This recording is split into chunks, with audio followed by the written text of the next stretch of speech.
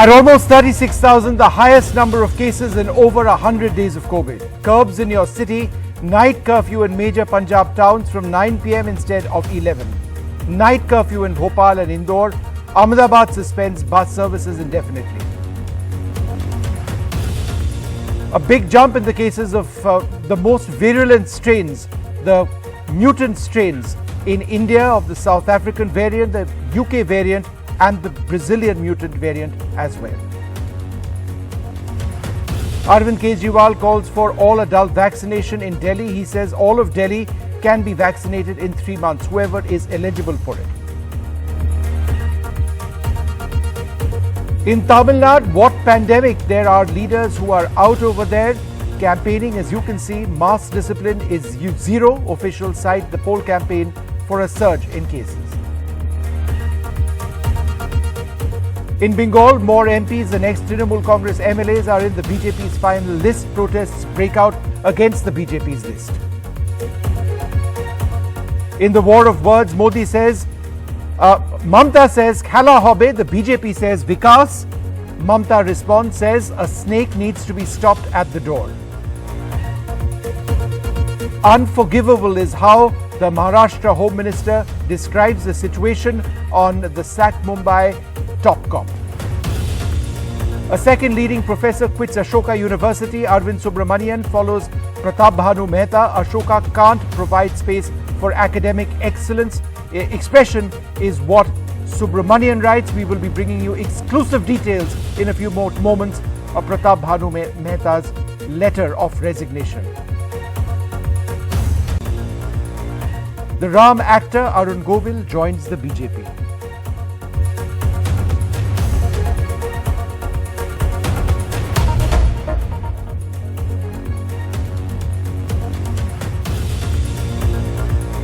Well, what we can bring you now are exclusive details on why Pratap Bhanu Mehta, one of India's finest intellectuals, has actually resigned from Ashoka University. We've actually got these details, exclusive details of his letter of resignation, where he writes, after a meeting with founders, it's become abundantly clear to me that my association with the university may be considered a political liability. My public writing in support of a politics that tries to honor constitutional values of freedom and equal respect for all citizens is perceived to carry risks for the university. It is clear it is time for me to leave Ashoka. A liberal university will need a liberal political and social context to flourish. Pratap Bhanu Mehta was the first to quit. After that, Arvind Subramanian, the former Chief Economic Advisor to the Government of India, quit as well in response to Pratap Bhanu Mehta quitting. In that letter, he wrote that he was devastated by circumstances involving the resignation of Professor Pratap Bhanu Mehta. It is troubling that someone of such integrity and eminence felt compelled to leave, that even Ashoka, with its private status and backing by private capital, can no longer provide a space for academic expression and freedom is ominously disturbing. Difficult for me to continue being a part of Ashoka. The university's commitment to fight for and sustain its vision is now open to question. My resignation will take effect from the end of this academic year. We'll bring you many more details of this, including on left, right and centre. Is the academic freedom of our leading educational institutions being impinged upon? That's what we'll be looking at, bringing you more details of that letter of resignation from Pratap Bhanu Mehta, which we just broke for you exclusively, along with that letter of resignation from Arvind Subramanian. What are others actually saying? Remember, Ashoka, one of the finest educational institutions, a private one in the country. But the other big story, with a major jump in COVID cases in the second wave of the infection, several states have announced stringent steps to control the spread. We'll tell you the big moves, but ask this question first. Why did it need to come to this? Why wasn't COVID discipline enforced in the first place? But first, here are the big steps. In Punjab, night curfew will begin at 9 p.m. instead of 11 p.m. In Madhya Pradesh, night curfew in Bhopal and in Indore. In Ahmedabad, bus services have been curtailed until further notice. in the Palghar district, indefinite closure of all schools and colleges. In Ghaziabad on Delhi's outskirts, curbs on social gatherings till the 10th of May.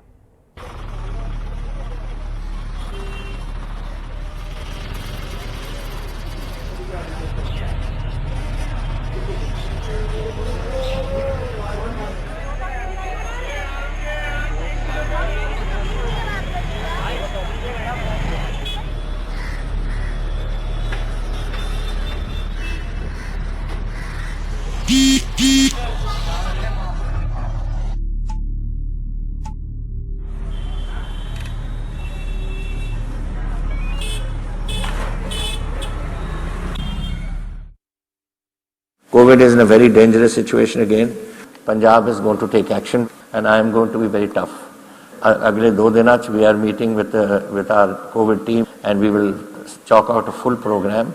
But to start with, I think today we will enforce curfew from 9 o'clock, not 11 o'clock. Let's give you an idea of the overall numbers in the last 24 hours, and here's where it's getting very, very worrying. Maharashtra, 23,179 cases. Kerala, 2,098 cases. Punjab, 2,013. Karnataka and Gujarat. But don't believe that these numbers that you see in the other states are small, considering where they were and considering what we are seeing in the last several days. There is a definite spike. Maharashtra clearly most worrisome, most worrying. So let's talk about the trends. Let's talk about how there has been the spike and where we are headed at this stage. Sonal Mehrotra Kapoor has the details. Well, everybody's talking about Maharashtra and how bad the situation is over there. So what we've done is we've got an average for you, comparing it to when was the last time we saw such a massive peak in Maharashtra, and we'll do a bit of a comparison there to tell you just how bad is the situation in Maharashtra. All right, let's go to our graphics on that note. So what you see over here is comparing the peak which we last saw in September to the peak right now. Now, if you'll see in terms of absolute numbers, this is much lesser. This is where the numbers were then versus the numbers now. But the story here is that the rise in the numbers is much steeper this time around. 2% then to versus about 5% now.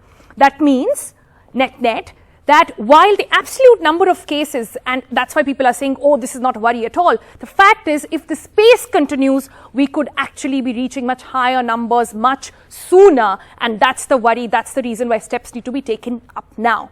That's the number of cases. Let's talk about deaths.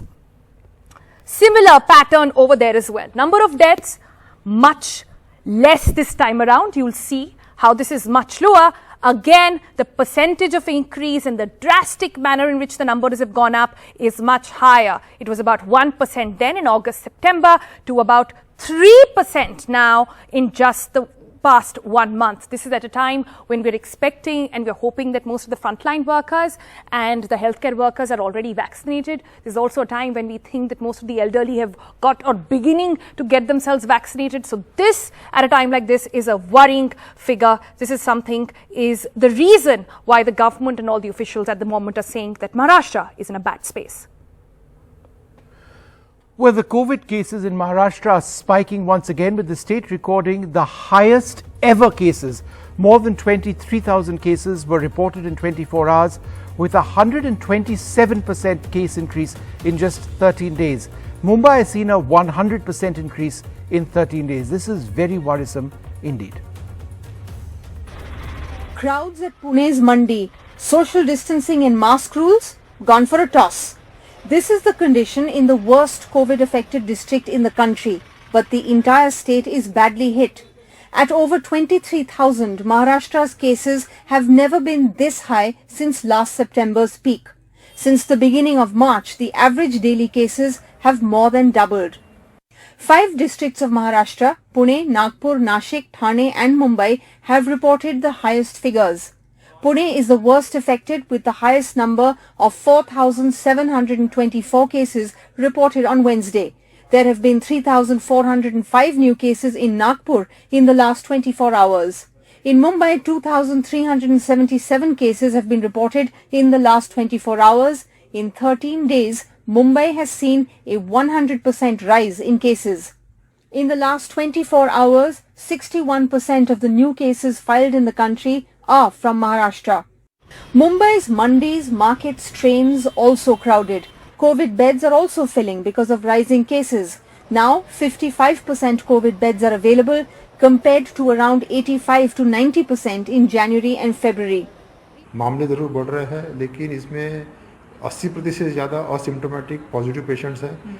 सभी इसमें 3-4 कारण हैं, जैसे कि अभी हमें unlocking हमने कर दिया, लोकल सेवा बहाल कर दी, जैसे पूरे सभी क्षेत्र खुले कर दिए हैं। फॉरेन से आने वाले पैसेंजर में भी काफ़ी बढ़ोतरी पाई गई है। तो अलग अलग कारणों की वजह से मामले बढ़ रहे हैं। इसमें हो सकता है कि फॉरेन का भी कोई एक आधा स्ट्रेन आया हो, जो हमारी नज़र में अभी तक नहीं आए हैं। In an ashram school in the district of Palghar, 30 students have contracted COVID-19. Now, all government schools, colleges, hostels and private schools in Palghar have been closed till further orders.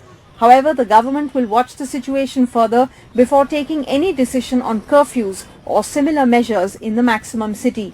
With Pooja Bharadwaj in Mumbai, Anusya Mathur for NDTV.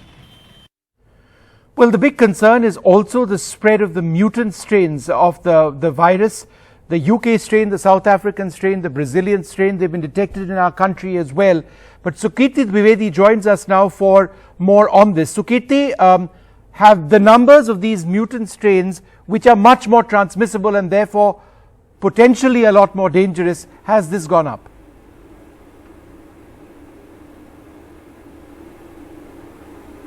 Well, Vishnu, yes, these numbers have gone up. There have been at least 158 cases in just the last 14 days.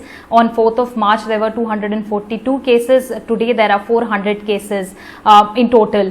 But the worrying part, of course, is the fact the government, there is a lack of transparency on the government's part. They are not giving us a breakup of how many cases of each variant or which are the states where most of these cases are being found. So while we are being given the overall figures, there are concerns about what are the details regarding these cases and how bad the situation might be.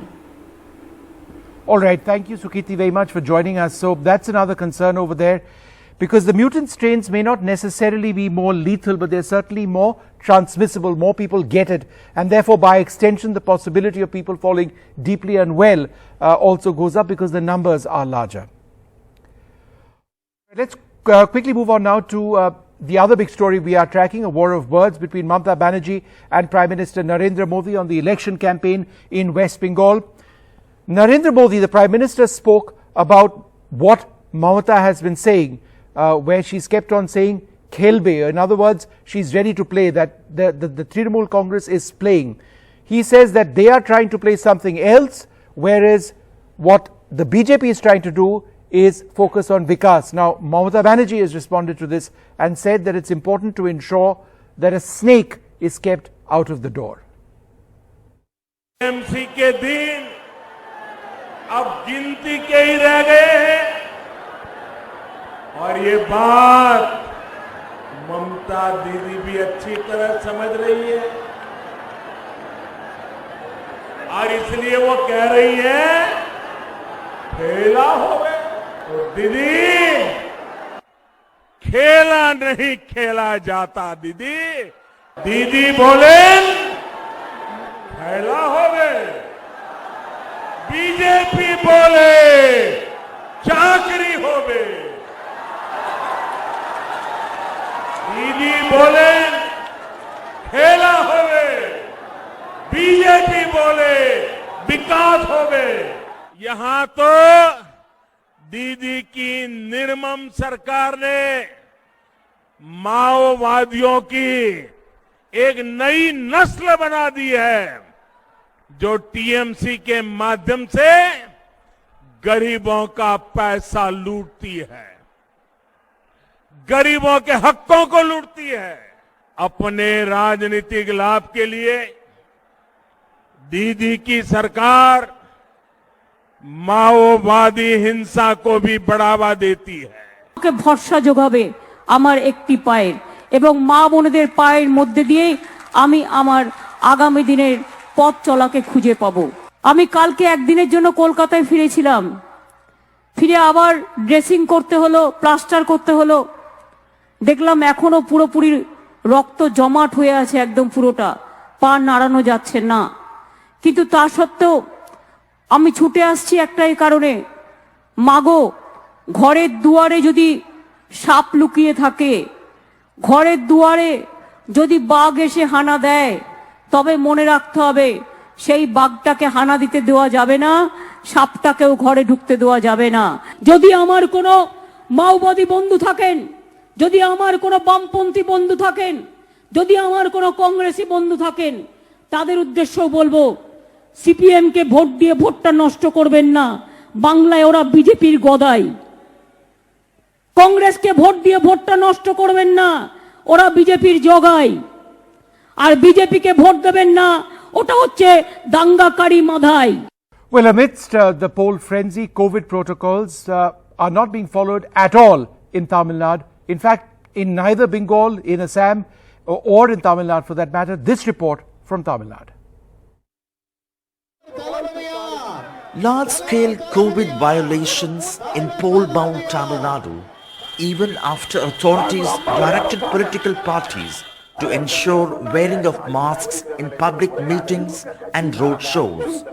A few with masks can be seen and no physical distancing, even at campaigns by Chief Minister EPS, his challenger N.K. Stalin, and others like Kamal Hassan and Dinakaran.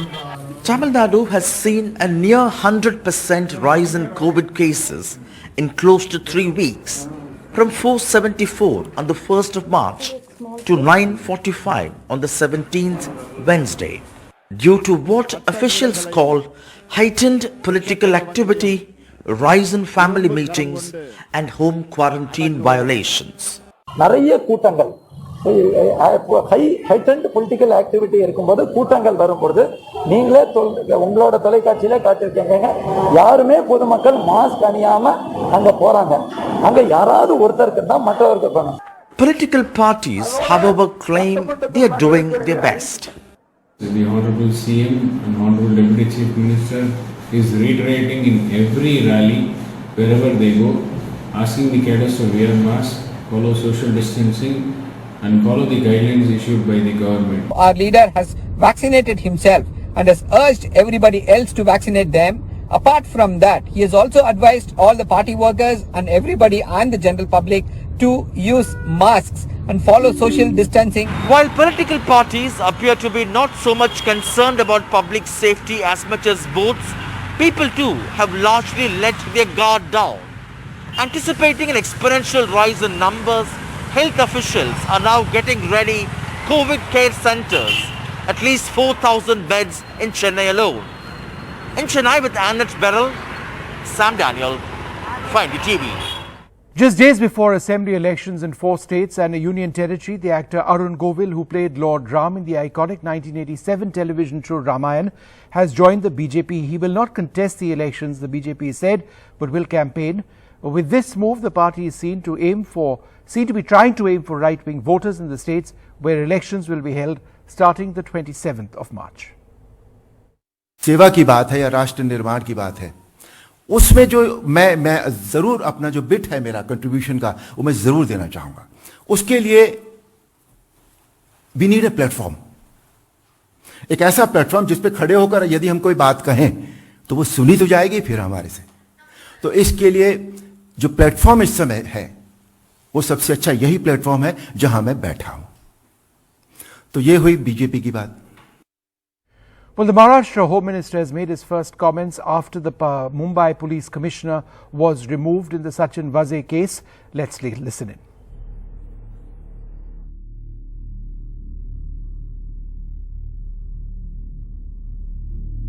Well, toll booths across the country and the long wait there will soon become a thing of the past. The Union Minister Nitin Gadkari has told Parliament this. Instead, there will be a GPS-backed system that will track cars and levy charges accordingly.